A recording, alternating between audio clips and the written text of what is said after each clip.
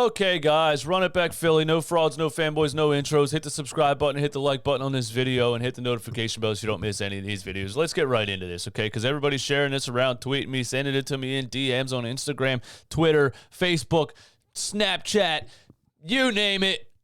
Because Shams put out an article on theathletic.com, and I'm going to inform you about what theathletic.com is and what Shams' role is in that company and why this is BS. Okay, here's the tweet. The 76ers prefer to wait to pursue James Harden or another superstar in the offseason and want to save Ben Simmons for that potential deal over current market, per sources with knowledge and rival teams. Details and Simmons' latest with Sam Amick at The Athletic. And there, boom, there's the link, okay? So here's what The Athletic is. The Athletic is a subscription-based website, a sports news website that doesn't have any ads on it because you have to pay $7.99 a month to access the website.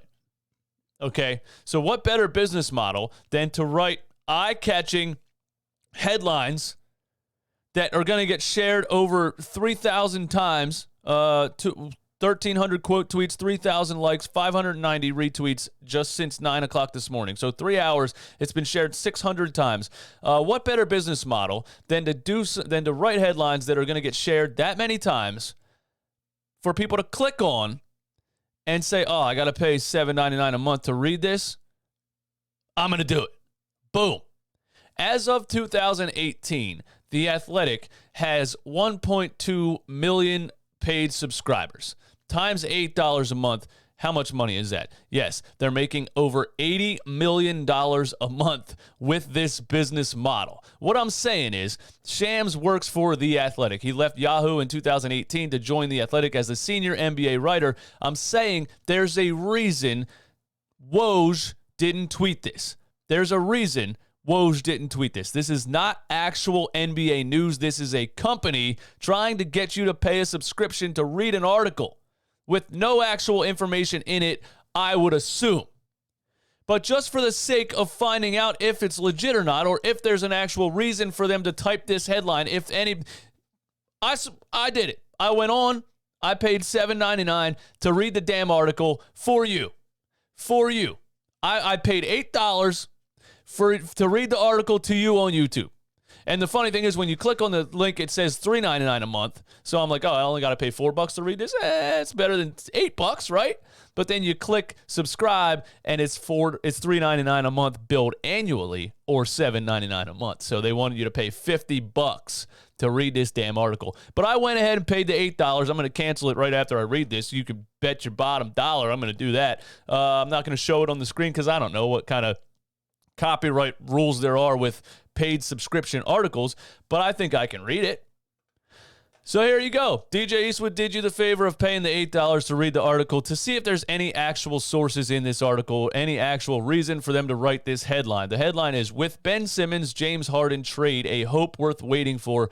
Sources say Sixers prefer a summer deal. I also just want to say this. Daryl Morey was just on the radio. Yeah, Daryl Morey's not going to tell us everything, but if Daryl Morey didn't say it and Woj didn't tweet it, come on, man. Anyway, let's read the article that I paid $8 to read, okay? And I'm not hating on, get your money, man. These dudes are making, they actually sold the business to the New York Times in 2020 for $550 million. $550 million. So, hey, listen, whoever created this sports website paid subscription thing, they made $550 million, okay? I'm not hating, get your money. I'm just saying, just because there's a headline on Twitter does not mean this is true. You guys, everybody's hitting me up like this is a fact. I told you he's waiting for Harden. Where's the facts? Let's read the article that I paid $8 to read, okay? Here you go. With the NBA trade deadline just over 2 weeks away, rival teams interested in three-time All-Star Ben Simmons believe Philadelphia 76ers president of basketball operations Daryl Morey has his sights set on a bigger target. Okay, so rival teams interested in three-time All-Star Ben Simmons believe Daryl Morey has his sights set on a bigger target. So teams that are not the 76ers believe that Daryl Morey wants to trade for James Harden in the offseason. What would be the reason for them believing that? We don't know. It's just Shams just says they believe that. The 76ers continue to engage in trade talks around Simmons, who requested a trade, blah, blah, blah, mental health, blah, blah, blah. He sat out. He quit on his team. We know that. But multiple sources. Okay, so not just one source, multiple sources. They're not going to tell us who the sources are, including people with direct knowledge of the team's thinking.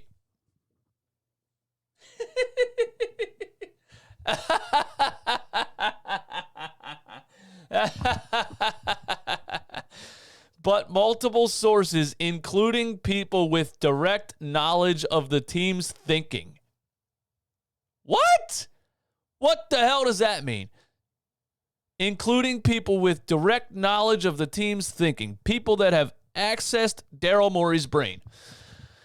And also from rival teams involved in the Simmons front. Tell The Athletic that the 76ers are believed to prefer to wait in order to pursue Harden. Now, this could be, maybe Daryl Morey did say something to other GMs and somebody, passed on the rumor, but it could also just be Daryl Morey trying to drive up the price. Look, if you're not going to give me De'Aaron Fox and Halliburton, or you're not going to give me this, or this, I'm going to wait and try to get James Harden in the offseason. He's playing a game. It's going to happen at the trade deadline, but let's finish reading this, okay? Unless Philadelphia is blown away at the deadline by a team that significantly improves its current best offer, in other words, the standstill between Simmons and the Sixers will continue past the deadline. There's belief. I get so annoyed at the way that these people write these articles because there's no actual information. All you have to do is say multiple sources, including people that know what someone's thinking. And rival teams believe, and there is belief, and there's rumblings, and there's it's not stuff. It's not things. There's belief that the offers currently available would be there in the offseason too, but what there may not be if a Simmons deal is completed now is a shot at a star like James Harden. Simmons entered this season with 4 years, $147 million remaining on his contract. Sacramento and Atlanta have been among the most engaged recently in talks on Simmons, sources said. But team officials with those organizations doubt the 76ers will lower the price threshold for Simmons before February 10th.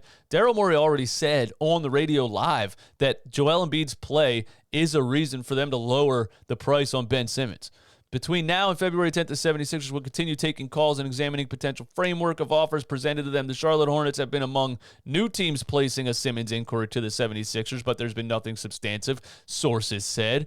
In return for Simmons, the 76ers have wanted a top-level all-star or a package featuring a bevy of first-round draft picks. For Simmons, the 76ers have asked the Kings for guard Halliburton, multiple first-round picks, and asked for a package around John Collins and multiple first-round picks from Atlanta Hawks. Did you put sources said in this one? Oh, multiple sources tell The Athletic. Okay, because Daryl Morey came right out on the radio and said that's not true. It was tweeted out by Ballsack Sports. But anyway, The Athletic reported on Wednesday that the Kings do not plan to move De'Aaron Fox or Halliburton and want to build around them. Oh, nice. So it's reported that the Kings offered Halliburton, and The Athletic reports that the Kings did not offer Halliburton. So this is all just he said, she said, man, and I can't believe I paid $8 to read this. Over the past 7 months, the 76ers have discussed deals around players like Fox, Sabonis, and Toronto's Pascal Siakam, but organizationally, they have felt those players were not championship-altering perfect fits on the roster. Yeah, I agree. The 76ers believe in Tyrese Maxey's long-term ability at point guard, have Harris as their starting power forward, and Joel Embiid manning the center position. Who told you that? Who told you they believe that Tobias Harris is the future power forward of the team?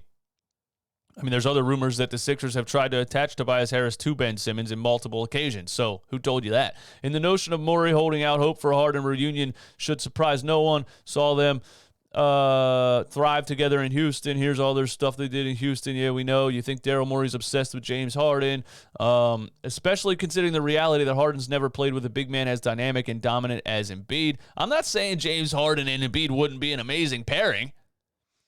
Me personally, he's 32 years old. He's had a recent injury history, and he doesn't take care of his body in the offseason. He doesn't. I'm not sold on James Harden at 32 years old. I'm not. He's not LeBron James. He's not going to be at an elite level until he's 37. He's not. Anyway, With both final offers in hand on the morning of January 13th, 2021, Rockets owner approached Harden about which destination he preferred, Brooklyn or Philadelphia. The choice was his, sort of. The Rockets moved Harden to the Nets a year ago, deciding between offers from Brooklyn and Philadelphia. The 76ers were close to acquiring Harden, proposing Simmons, Matisse Thybulle, and 2 first-round picks. The Rockets should have took that offer, but they didn't.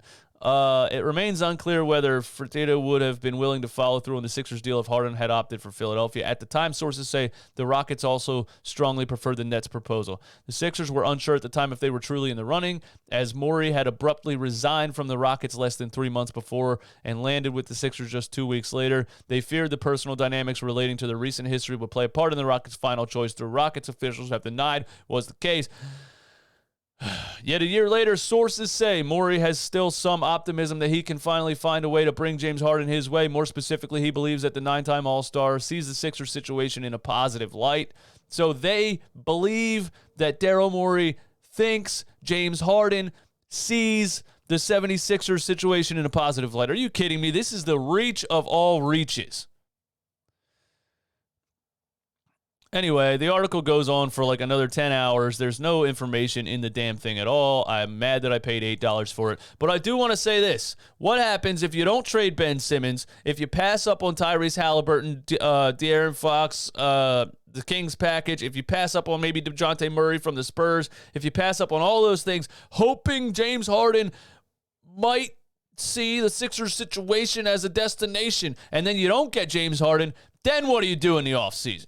What if you pass those up and those guys get traded at the trade deadline and then they're not available in the offseason? I don't think you can take that. I think that risk, because there's absolutely no information saying James Harden ever wanted to come to Philadelphia or wants to come to Philadelphia. There's zero inclination that that's a thing.